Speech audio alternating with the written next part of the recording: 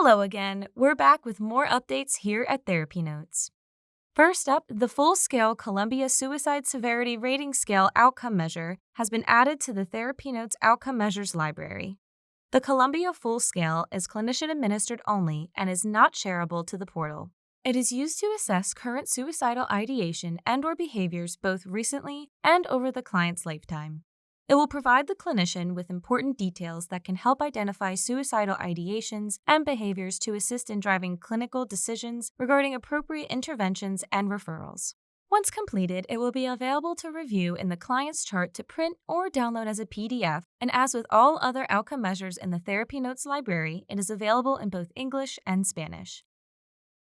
The previously available C-SSRS screener, which is a shorter version of the full scale, remains accessible in our library and can be sent to clients via the TherapyPortal.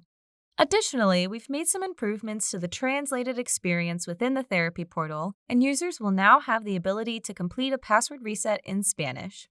This is our latest step towards a full translation of the portal to Spanish, with more to come. Thanks for tuning in.